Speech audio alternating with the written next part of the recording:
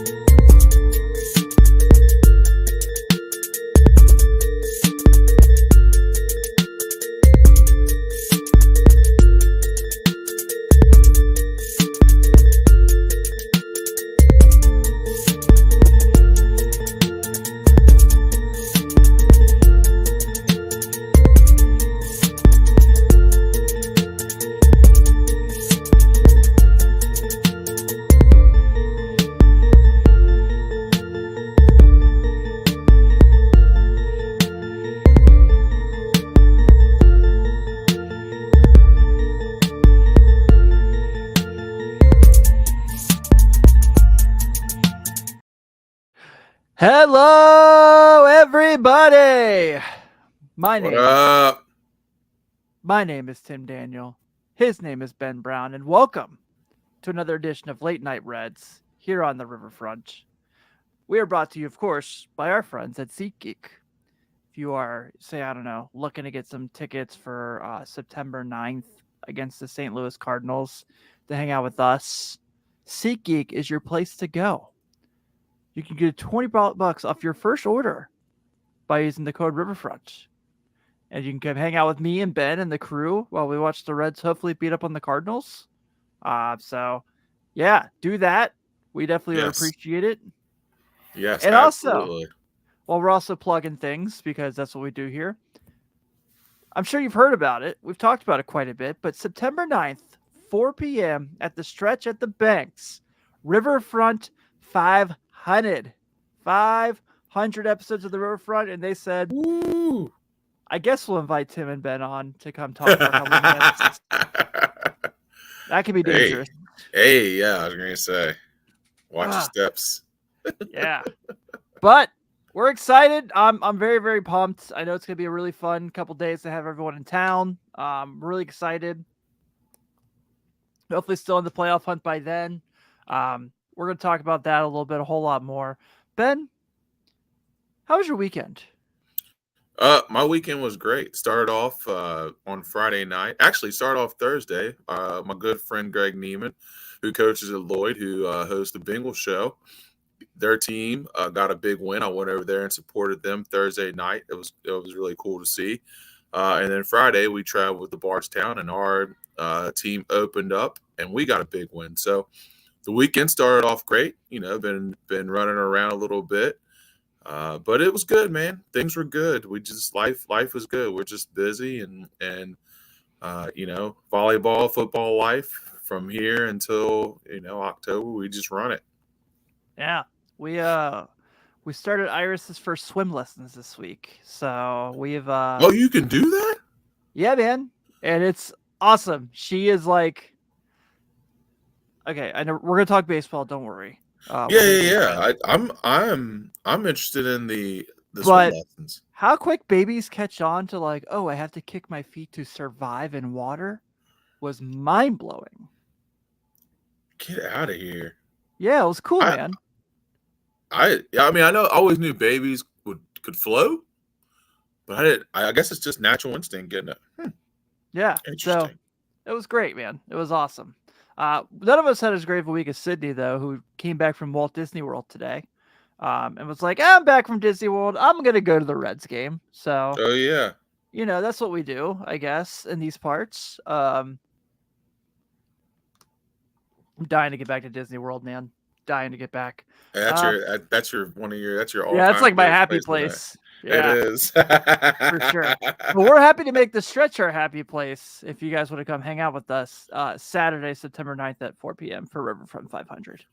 Yeah, would love to see you guys, man. Like it's exciting. I know I'm new to the show. I'm 3 or 4 weeks in, but I'm excited to see people down there. I'm excited to be a part of the show, and I'm excited to see all the people that watch us every week and are a part of our late night Reds family.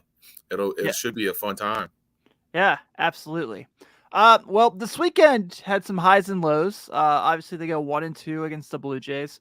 Hmm. No one's gonna fault anyone for not beating the Blue Jays at least 2 to 3 times. They're Yeah. pretty awesome.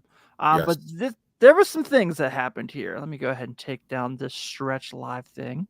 Um, we had Christian Encarnacion Strand hitting the walk-off on Friday night on Apple TV. Um, I gotta say, the more I watch the Apple TV broadcast, the more I like it. It's gotten way better than it was the first couple years. Yeah. So that was solid. Then Saturday we have Elly de la Cruz scoring on a triple throwing error, so it wasn't an inside the park home run. But it did give me one of my favorite tweets I've ever made of all time. So I'm very proud of that part where I said that because everyone keeps referencing Elly for being electric, and so he got on the home on a slide there. So that is now when Elly slides in the home, it is now the electric slide. There it is. So I'll don't worry, at sure point I'll get the sound bit of the boogie woogie woogie on here, and we'll not have listeners anymore after that probably. Then also in the ninth inning, so Noelvi Marte gets called up yesterday. Sounds he's going to be the everyday third baseman. Gets in late from Iowa, so doesn't play in yesterday evening's game. But it was they had him come in, and he leads a double steal to kind of try to make a run at almost taking the series, which was cool, but also Hmm. probably should have been batting instead of Stuart Fairchild with the game on the line. Yeah. Yeah. And I would agree with that. then today, Hunter Greene returns to the mound and Ouch. wasn't very effective. And again, look, 2 months on the IL, and you come back and you pitch against that team. That sucks. Yeah, I was going to say, yeah. That's a tough team to come back Yeah, I against. was going to say, man, I honestly, I mean, like, you want him to come back, but I would think strategy wise, like, there has to be some kind of strategy where you're looking at it. And granted, I know you want to get him pitches, but you couldn't put it off like a day or two or push it back. Like the Blue Jays is a heck of a way to come back after you haven't Yeah. pitched in 2 months. Yeah. And look, he looked really good in Louisville. Stuff looked solid on his rehab outing. Nick Lodolo got transferred to AAA Louisville today for his rehab outing. So that's very nice. But I think that, in a series like this, 2 of the 3 games were very competitive today, which is kind of a mixed bag of, it's baseball. It happens, Mm-hmm. right? It just so happens that it sucks that it was guys like, how it sucks. Sorry. It sucks that the Cubs and Brewers also won these games this weekend too. Yeah. Where like the whole situation where they're in Texas and you're like, oh, they're going to the Rangers. They're for sure at least losing 2 out of 3. Right. And they go and win that series. You're like, piss off. And Right. then the Cubs are going to get wins against the freaking Royals, obviously. But Mm-hmm. the Cubs didn't play very good there for about a week and a half, so it felt like there was a chance to kind of get in. But it's baseball. It's the like we said, it's the Blue Jays. Bo Bichette just had to come back and hit a home run today. Right. Is he like the weirdest looking dude in baseball? He's a strange looking dude. His dad was a strange looking dude. Yeah. If you remember Dante Bichette, Mm-hmm. he looked odd himself. Like, Dante Bichette was a weird looking dude. Dante Bichette was the precursor signing to Ken Griffey Jr. Yep. So I don't know if a lot of people remember Dante Bichette played the first half of the season on the 2000 Cincinnati Reds. Yep, he sure did. Traded to the Red Sox? Yeah, I think so. Because Denny Nagel, I'll never forget the Denny Nagel to the Yankees trade. Drives me crazy to this day. Do you remember who the Reds got in return in that trade? Oh gosh. You probably won't, and that's okay. I agree. I don't. Former University of Michigan quarterback Drew Henson. Drew Henson.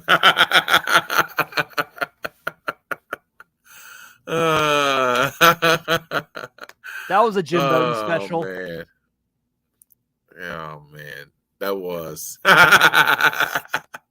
Who, like, I guess got a couple starts for the Dallas Cowboys. Didn't know He this. did. He did get a couple starts for the Dallas Cowboys. Shout out Immaculate Grid for all this information. Yeah. And Jim Bowden is now an analyst. Yeah. So you can see where that went. Uh-huh. Yep. He had stuff in Washington there, though, before he was an analyst, so. Yeah, it's still trash. Yeah. Yeah, we'll go with that. So the idea of this week's show, we're going to get into some news, is, and also got to shout out one of our Patreon members who made this amazing graphic for us. That's dope. Shout out Mike Perry. So the Red System, after all these call-ups, everything that's happened this year, are still ranked 5th overall. And I've talked to a couple people. Carrick Melvin is in the chat, runs a great Facebook group. I mention it every time he's in here. We're kind of talking about the Reds, called the Reds Farm Report, where you can kind of see everything going on. Like, he's reporting what's going on in the Arizona Cactus League. He's reporting everything going on, so you know every level what happened that night, which I really appreciate. Helps us out a lot. Carrick was one of the guys that was like, I think 5 might just be a tad too high, not insulting the talent they have, but with all the graduations they've had to the big league roster. But they're still managed to put something together, and Nick Kroll is still the Thanos of collecting prospects. As you see by this graphic. Chad, Nate, all right, look, when you guys edit this later and you're going to make the thumbnail, please make sure that this image from Mike Perry from the Riverfront Patreon is going to be in the YouTube thumbnail. We would really appreciate that. But yeah, there's still guys coming. I think they're probably, for this point, they're done. Carrick mentions. Yeah. Looks like Stuart Fairchild is probably going to be missing some time to after today. Michael Ciani looks like he's going to be making the trip up. And TJ Antone apparently had an extension in his rehab. Vladimir Gutierrez got returned from his rehab assignment. So everything we reported last week, Ben, doesn't matter. Doesn't matter. Yeah. Does not. I saw that, was it Lance McAllister was talking about? I guess the rumor is, so Sydney asked about Rhett Lauder, the Reds' first round pick this year to Wake Forest. Mm-hmm. I guess because of how many innings he pitched this year, they're shutting him down for the season. And it sounds like he might be starting next year in Double-A Chattanooga, is the rumor going around. Really? Yeah, which for those, like, this isn't MLB The Show's Road to the Show. You don't just start in Double-A. That's not how this works. Like, it's not at all. You gotta be pretty damn good to do that. So they must feel like he's got it going. Well, the hell, the Angels just called up the kid that they drafted this year, and he's playing on the big league team already. Yeah. Yeah, so he must have had a lot of positives going to make that move that quick, and for them to feel that sort of way to shut him down already. They must see something special in him to where they don't want to, I guess, hinder his progress by throwing him too many innings when they know he's going to be a pretty good prospect and do a good job next year in Double-A. Which usually when you make it to Double-A, if you have about 5 to 6 good starts, that means you'll hit the Triple-A, and he could be another guy that bolsters our pitching here in the next year and a half or so. Yeah, I think that's kind of the strength at this point now, since obviously McLean, Elly, now Noelvi's up. It's going to be like the Connor Phillips, the Rhett Lauders, those guys here. Not that this guy's on that list, but Brett Kennedy on a spot start Friday night. I know you were coaching a football game. Yeah. So I know it was a little harder for you to kind of know what was going on. But man, really impressive. Really, really impressive for a guy who was like, hey man, we're throwing you in there to start today. Just get as many outs as you can. By the way, it's the Blue Jays. Right. who have I know they're down Bo Bichette, and he's coming back tomorrow, but just do your best. And he was like, how's 5 shutout innings? They're like, that's great. That's great, man. We'll take it. Yeah. So that was pretty awesome.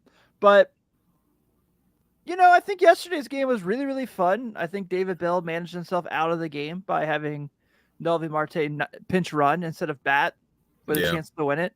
But, that happens, especially with David Bell. But there's a lot of things kind of going on with this roster now. And we're kind of getting to this stretch. They're still in the running, no matter how we look at it. We know for sure they're not going to lose 100 games this year. I was at the Guardians game on Wednesday when they clinched that. Matt McClain hit a bomb that night. Yes, he Oh, did. mother of Lord. Thanks, Sydney, for Yes. those tickets, by the way. That was pretty great. Sean and I went, and this is kind of Oh, so okay. Sydney has one season ticket, so she has like one seat. Yeah. I somehow managed to find on the Reds website the seat right next to her for Sean. So it wasn't Oh, like we were that's like, dope. wasn't like I was here and he was there. So that Over kind of worked there. out. Yeah. But you know, this is kind of where you're in the nitty gritty now, right? Yeah. And You're so, late August. Yep. right. So things are getting fun. And now you have this West Coast road trip coming up against the Angels and the Arizona Diamondbacks and Mm-hmm. the Giants, I think, are in there as well. Oh boy. Here's the real Oh yeah. question. We're dads who are old men who have full-time jobs, so we have to get up in the Mm-hmm. morning. How many innings are we gonna watch live of this series? Oh, you know what? The only the Angel series I may be okay because it's a 9:38. Um, the Giants I may get one, maybe two innings. Angels I may get one or two. Yeah, but that's starting to hit the bedtime there, so it gets a little hairy. Yeah. But the good thing is, well, I know we'll get to this, but that Angels third game, that's an afternoon game. That's a 4:07 start, which Thank goodness. thank goodness we can, I don't we have can to see watch the it while I'm working. yeah, we can see the guy. You know Mm-hmm. what I mean? So Yeah, as Sydney says here, future red that will be going against that day. that's it, Sid. Hey, speaking into existence. That's what she do. That's what she do. Um, I really love Pat Maguch's comments tonight here. He's talking about he said his mom let him go to the stretch earlier. You were a couple weeks early, 3 weeks to be exact. I was going to Um, say, yeah, and then he took Saquon Barkley with the first overall pick. Ben, you're a Giants fan. I'm sure you I am. appreciated that. Oh So yeah, that's yeah. yeah, He's playing for a contract. He's going to be motivated. yeah, for sure. And then he said he got stung by a bee today, and that little asshole got him. Well, I'm very, very sorry about that portion. Hey, got to take your ups with your downs. You know what I mean? Got to Yeah, take your ups with your downs. It's tough. yeah. It's I tough. feel like Saquon this. Barkley, bee sting. You know? I feel like this West Coast road trip could be make or break, and it's frightening at this point. No matter what, this is a successful year. Um, Absolutely. you And know, I think that's obviously, yeah. I think that's where we can't lose sight. Like it is make or break for us in order to set our playoffs, but we can't lose sight of how successful this year has been, regardless of what we do on the West Coast. yeah. I do think the expectations have certainly changed with how competitive they've been, and Mm-hmm. they should. You know, Mm-hmm. they for sure should. Any team who has a run like this absolutely should. Um, I don't think no matter how things shake out the rest of the year that it's a failure by any means, but Mm-hmm. I want to win, damn it. And Yeah. I think the guys want to win. And I think that like anyone, we're not getting into the front office thing, the trade deadline, any of that bullshit. We're not doing that again. No, We're not going through that. that's done. Okay. Yeah. We're at the end of August. It's been a month. Yep, that's But done. I will say that I think that I really believe this team thinks they can put something together. Um, we talked about this a little bit last week, but sounds like Jonathan India is progressing towards potentially being back on the roster after his Mm-hmm. last out sitting. Okay, if Noelvi Marte is now in the big league roster and he's your everyday third baseman, Mm-hmm. that means Elly's your everyday shortstop. That means Matt Mm-hmm. McClain's your everyday second baseman. First base, you're going between Encarnacion Strand and Joey Votto. Spencer Mm-hmm. Steer's now playing left field basically every day. Thankfully, taking at bats away from Stuart Fairchild, who has not been very, very good. Correct. Where in the hell? Because even the days that one of those guys is not playing first base, they're DHing. DHing, yeah. Where in the world is Carmen Sandiego? Where in the world does Jonathan India play? Right. I was going to say, and unfortunately, it's tough, man, because here's what I think is going to happen, and it's going to be kind of that rotation thing, where you'll have Marte, like when Marte's not playing, Elly will go to third, McLean will go to short, and then India will go to. They're going to have to do something. I don't Yeah. know. It's too late to make a move. You can't. You can't trade him. You can't do whatever with him, and you definitely can't bench him. I think he's earned the right to play. But it's like you bring up Marte, and now you're out of spaces. You're out of spaces. So I'm not sure how they do it or the way that they do it, but they're going to have to try to rotate those guys in. But I hate that. I really do, because the one thing about baseball is consistency. When you're on the field, you want to be in a. Now those guys are professionals. I'm not saying that they can't Right. move. Elly's played third a million times. He knows what he's doing. But it's the consistency. It's that every day knowing that McLean's on this side and Marte's on this side, and they're getting consistent reps with one another. So I hate when you got to move guys around unless there's an injury or something happens. But if you think about some of the best like infields and guys that have played, it's all guys that have played multiple years together that have that rhythm and that feel of being around one another. So as much as I love India, and much as I love the other guys, like for now, it's probably going to have to be a rotation of guys. And as much as I don't like that because you're losing that consistency, I don't think they have another choice. I mean, you can't just say, all right, well, India's just going to ride the bench. I mean, you can't do that. Or you can't put Marte on the bench because you just called him up. I mean, you got to see what the kid can do. So, I mean, you know what he can do, but getting major league at bats are important for him right now. So, yeah, I agree. And it's also, I think the other thing to kind of point out here is, we are getting towards the end of August, which means we hit that point in September 1st, the rosters expand. Yep. But it's not like it used to be. It's not like you bring up 15 guys anymore. Right. I think you get like, what, 4? I thought it was 4. 3 or 4. I thought it was 4. Yeah, somewhere in there. Yeah. Yeah, it's not. It's definitely different. Right. And so it's like, okay, so India is probably one of those guys who's able to play. Sydney brings in Jake Fraley, which we're going to talk about here in a second. Barrero, Senzel, are they guys that come back to the big league roster at that time? I would assume so. Have nothing set in stone as well. I know Carrick is pushing for the moon for Blake Dunn. But he kind of mentions here, since Chattanooga made the playoffs, probably won't see Blake Dunn till that runs over. Right. Sydney says it might be 2. She might be right, actually. People know this stuff better than I do. Ooh. Oh, if it's 2, then yeah, like that's probably Barrero in India at that point. And yeah. Pat Magooch brings up a good point. Would for sure love a starting corner outfielder this offseason. I'm going to speak Lane Thomas into existence. Oh gosh, bro! Bring him over.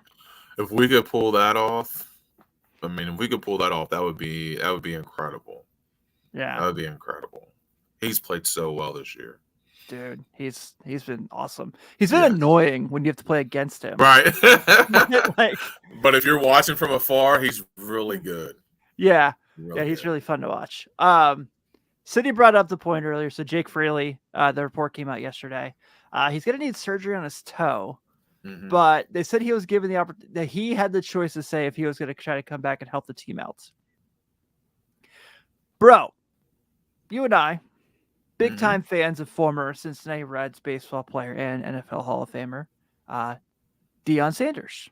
Yes. We know that he had a toe injury that basically ruined his career and also got part of his foot amputated not too long ago. Yep. Okay, we're not going to go that drastic here. I don't think this is that kind of situation. But no. But Fraley says that he's going to give this a chance. But here's one thing. Great, because the team definitely needs him, especially against right-handed pitching. He is a destroyer of right-handed pitching. But you just talked about this literally seconds ago about how the hell are they going to fit all these guys in with all these spots? Yeah. What he can't not play, and right. He's but what's this look like? Is this a situation where? Him and Will Benson against right-handed pitching, they both got to be in the lineup. Right. The Strang get the day off that day, and one of them DHs. Yeah. I honestly, and this is just speaking from the injury perspective, um, I, I've had turf toe in both toes. Ooh, And it's a terrible pain. So he says he wants to come back and play, but man, it's a lot because that stuff is super painful. Um, but as far as fitting in the roster, like you said, I mean, against right-handed pitching, like he has to be on the lineup. So then, yeah, like, who do you move out? Who do you sit? I mean, it's a gift and a curse, I guess. I mean, like it's a good problem to have, yeah, but it's also like it's almost lightweight annoying. Like like I don't know. I just think that I don't know. I just have a weird feeling that like you're gonna lose something by trying to do everything, if that makes sense. yeah, yeah. So It certainly makes it an interesting dynamic. But this is also a team right now. They're 4 games out of first in this division. mhm. They are what, like a half a game out of the wild card right now. Yeah, I think so.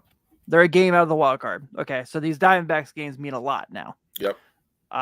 City mentioned bringing back Jason Vossler. I do not like it. I will not speak of it.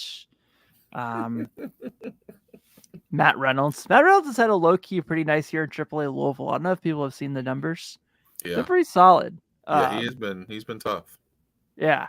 So he's been solid there. But yeah, man, it's like I said, it's a great problem to have, but it's also like, if this was beer league softball, we'd be set. Oh yeah. Jake Running Fraley in back. right, left center field, Will Benson in left center. Mhm. Yeah, We'd have it covered, right. no doubt. But I don't, it's certainly not the case. So it's going to be roster crunching at this point. Obviously, is very exciting Yeah. because of what this team has done. They're 2 wins away from their over/under at the beginning of the year, the 66.5. So I feel pretty good about them pulling off 2 more wins. I like our chances there. Yeah, I think we're gonna But be all right. yeah, so let's see.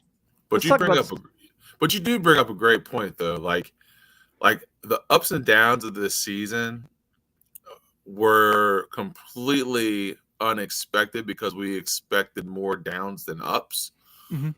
And if you look at it now, like you said, we're 4 games out of first in the Central, and we're a game back in the wild card. Like, I mean, who would have expected that? I mean, it's here we are at the end of August, and we're still competing for the playoffs, which is what we wanted, right? I mean, we wanted our Yeah, team to be, we just wanted a shot at it, and that's where we're at. So good yeah, stuff. I agree. Luke Weaver got DFA'd finally. What was your what was your what was your thought process there? I got a lot of DMs this week and mentions that people feel like the Reds probably could have won more games with Brett Kennedy in the place of Luke Weaver. And I'm not here to say that's true or false, Right. but Brett Kennedy was also pitching for the Long Island Ducks Yeah. before the Reds found him this year. So, very high level independent league baseball, not insulting the Ducks by any means, No, not but at all. that's kind of a hard thing to say. Like, yeah, he Yeah. looked really good against the Blue Jays, but I went down and watched him pitch against the St. Paul Saints, the Twins AAA affiliate, and he was not fooling anyone that day. So, Right. And yeah, it's hard to say that. You can play that game with a lot of people. Oh, we could play this guy instead of that guy. You know, it kind of is what it is. It's a trial and error. I mean, Luke Weaver. I mean, he did what he could. I mean, this is what it was expected of him. So, yeah.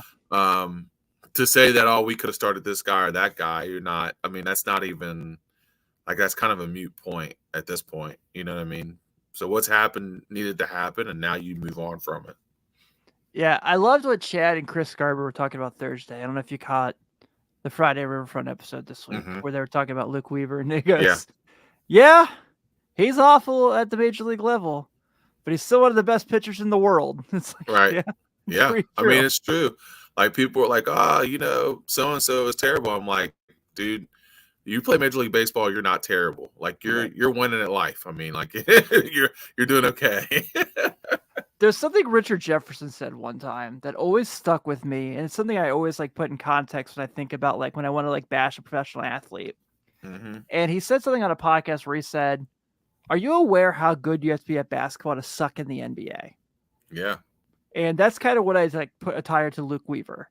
Yep. Yeah. So I mean, yeah. I mean, I mean, I think the NBA's only had like 20,000 players or something like that. yeah, This isn't something where you just walk straight out of the YMCA. It's like baseball is the same thing. Like you are very good to even reach the professional level. There's just better professionals. I mean, there's guys that do your job better than you are, but you still doesn't make you like as a whole, it doesn't make you bad. I mean, you're pretty good to make that level. So, yeah. just other people, there are other people that are at that level that are better at that level. So That's one of the things I always really enjoyed when Carlos was working with us full time. Is obviously he pitched in the big leagues. He was in double. mm-hmm. He was one of the guys that called up from the Double A straight to the big leagues. Yeah. And they always say like if you can play in Double A, you can play in the majors. Like that's kind of like the bar of talent level. And he was a guy who did really really well in Double A. Did really really well to the point where he got called up from Double A with the Padres, and things obviously didn't go his way in the majors, but. Dude, he made it, and that's kind of what we're talking about here. Is like you can be really, really good, a really, really good professional baseball player, and still not be very good in Major League Baseball. And it just is what it is. And so it is what it is. Also got to give Luke Weaver props that he knew every time he took that ball, he was like, "I'm giving up 6 today." Sheer confidence. Yeah, he's like, I'm going to throw my best stuff. But some of my best stuff's going over in left field over the wall.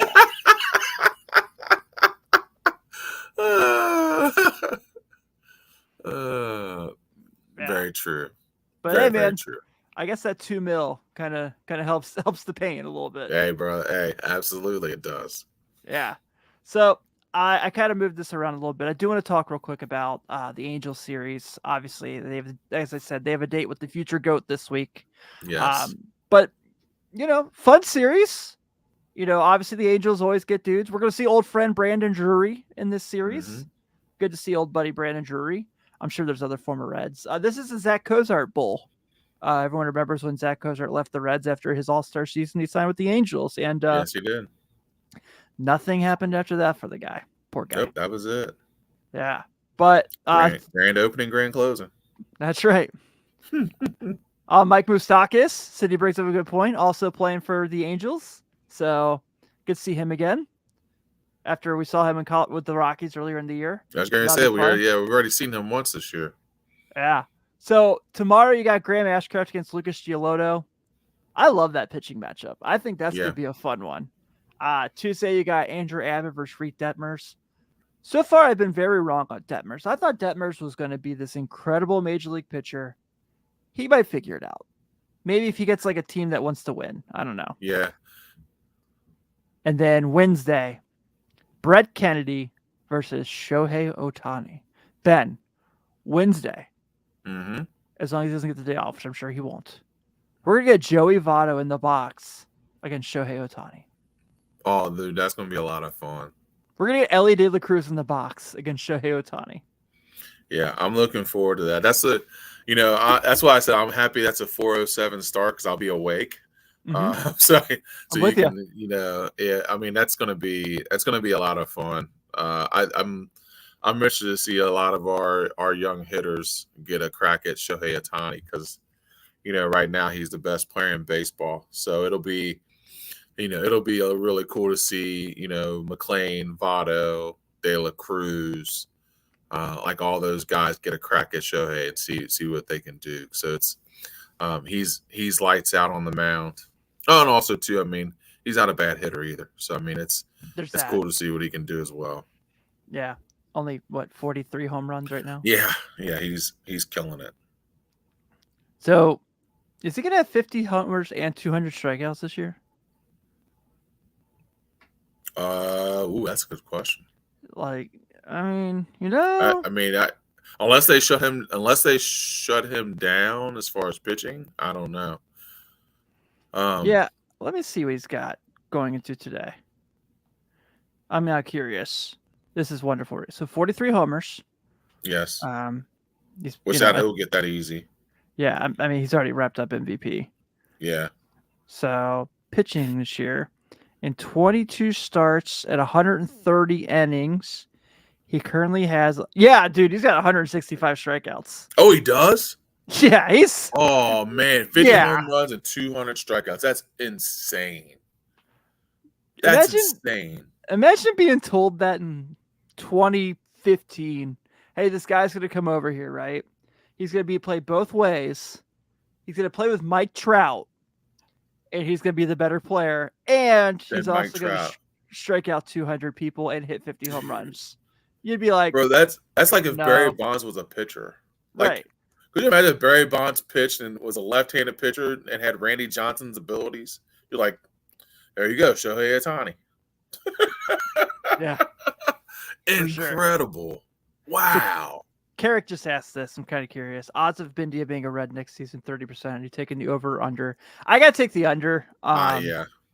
I personally, if I have to make a guess here on August 20th at 9:36 p.m., the year of our Lord 2023, I would think that Jonathan India's dad will not have to tape his son's games next year since he watches the Mets live, if you catch my drift. Mm-hmm. Mm-hmm.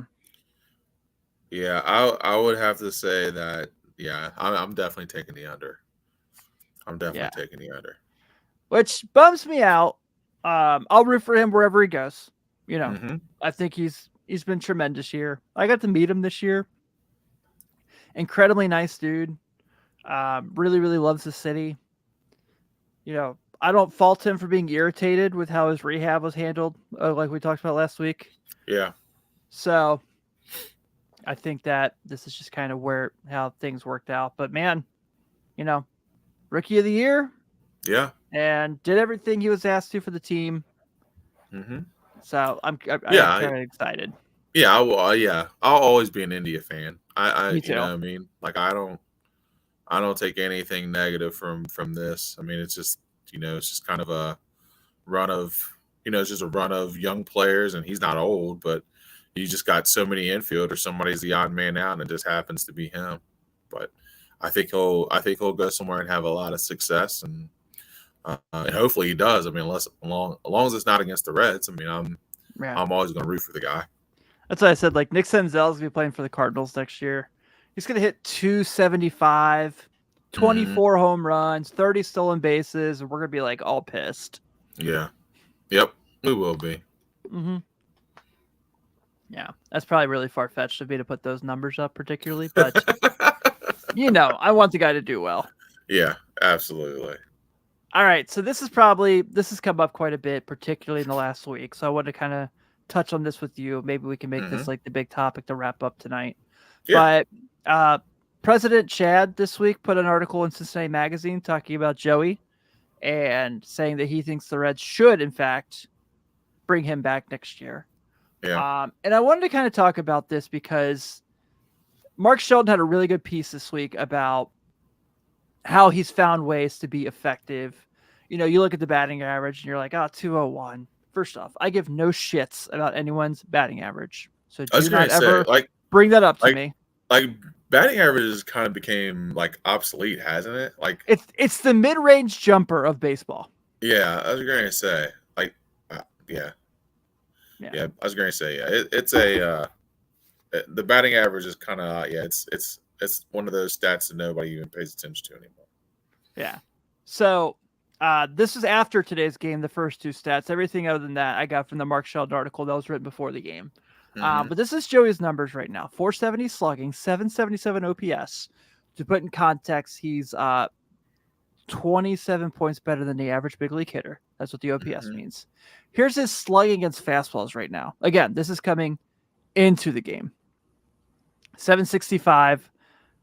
So look, 735 against four-seamers, 765 against sinkers, 867 against cutters, and 739 against pitches 95 miles plus. So the question now is obviously been going to this year, should they or should they not bring him back? And obviously, the easiest thing to say here is, yeah, I say bring him back, and if you can work something out, we're not paying him 25 mil for being to be 41 next year, sure. But also, I don't know if he's going to be one that goes for that. I'm sure he wants to be back. Carrick says here that he's a big Votto fan. He thinks he's earned every penny, but he should not be back next season. Too many infield options. Respectfully, I disagree. Mm-hmm. I think this team responds to him. And I think the example he sets for them, I think that he's a guy that can still help this team win. I don't know if I want to. I mean, I'm not saying he should be the first everyday first baseman. I think Strand has been a really, really good defensive first baseman. But and obviously selfishly as a fan, I want to see him finish his career here. Yeah. But, obviously depending on the price. But I want to see him back. I want to see him end his career here. I want to see him break the franchise home run record if he has a possibility next year. But I just want to figure out a way to I don't know. The jersey's obviously going to be hung up. He's going to Cooperstown. Yeah. So I think he's earned that right. I mean, I know it's weird to say, but I think he's earned that. Like I think he's earned the right to be able to negotiate a contract, to be able to stay and be able to great point said, provide veteran leadership. And also too, it's not like he's a detriment to the team. Like he is still producing. He's still he still has a positive impact. He still has been positive for the game. The young players, they love him. Like he wants to be around them. He has not said one detrimental thing about the young players that he's been around. He's been nothing but positive. I think he's earned the right. If he wants to play here and be here, he's earned the right to do so. Whether that be DH, whether that be first base. Now, like you said, I don't think he's going to be your everyday first baseman. I don't think he would expect to be the everyday first baseman. I think that he understands that he will have a different role, and I think he's okay with that role.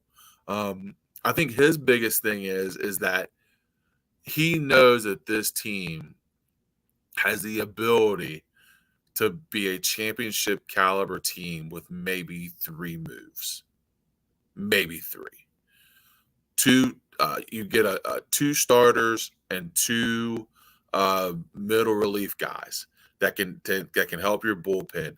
Your lineup is set. Your infield is set. Pretty much. I mean, like I said, maybe a corner outfielder, but your outfielders are pretty much set. Like you've got guys there that you can win baseball games with. You're winning with them now, and the rookies. I mean, they haven't even been through the grind of a true chase for a championship season. This season kind of came by happenstance because they're just young guys that don't know any better. They're just playing baseball to have fun. To go through a full offseason of we are going to be championship caliber.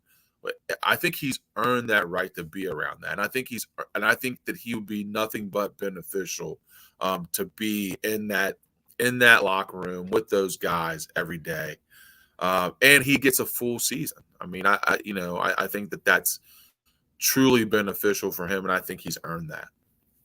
I'm with you. Look, I understand that there's how you're going to play this guy, this guy, this guy, this guy. I get it. I totally get it. But he's got 355 now, so he's 34 away from the franchise record. Obviously, I want to see that. I'm not gonna act like I'm not being selfish here. I definitely am. But Sydney brings up the point. Veteran leadership is going to be a big part. There's the DH obviously here now. That's the situation we have there as well. Spencer Steer showing the ability to play left field. Has been in left field in the lineup. I don't know. It's had mixed reviews. But I think that this is a situation where, if you lose Joey Votto, let's just say they can't work something out. They lose, they pay the $7 million to buy him out, whatever. May happen. Business happens. Who's the guy they look to? Does they, you know what I mean? Is it Tyler Stevenson? No. Right. Well, that's the thing. I mean, that lineup still needs a veteran in it. They still need a veteran in it. Like you said, it's not Tyler Stevenson. It still needs a guy there every day with those young guys. That's a great point, Tim. I think he is so valuable to what they are and what they want to be that I think that letting him go or not having him around, you lose some of that guidance and that leadership. So I mean, just on that alone, I think it's you rework his deal, you do what you have to do, and I think he's earned that to be here during next year's run. Yeah, I agree. Yeah, see, Carrick is all up in arms. I don't know. I don't care. Really, I don't. I'm so sick of well, these prospects gotta get their at-bats. It's a fucking business for them too. Mm-hmm. We can't just play as the business card for it's Joey. Devin Mesoraco played behind Ryan Hannigan. We all knew he was a better hitter. Yep. It happens. Ryan Hannigan was better for the veteran leadership for the rotation at the time. Mm-hmm. I love Devin, but that's just kind of what it is here. I agree. Yeah. But with that being said, we're going to go ahead and wrap this week's episode up of Late Night Reds, brought to you by the Riverfront. So thank you all for hanging out. We definitely appreciate it. Come hang out with us at the Stretch, September 9th at 4 p.m. Yes, we'll please. Be there. Yeah, it's going to be a lot of fun. Us. Go to SeatGeek, use the code Riverfront to get $20 off and hang out with us at the game that day. I'm all for that as well. Absolutely. Ben, always a pleasure. Absolutely. Hopefully we get to Ohtani on Wednesday. I'd be okay with a Joey Votto homer off of him. Oh, that'd be sweet. Yeah. That'd be sweet. But, all right, dudes. Everyone have a good one. We'll see you next week. Oh, yeah. By the way, check out the Riverfront Bengals show this week as they preview the preseason game against Commanders for week 3. And also the Riverfront on Friday, recapping the Angels series, getting you ready for the Diamondbacks. Pat, always a pleasure. Carrick, Sydney, everybody for hanging out. We always appreciate your time. Take it easy, everybody.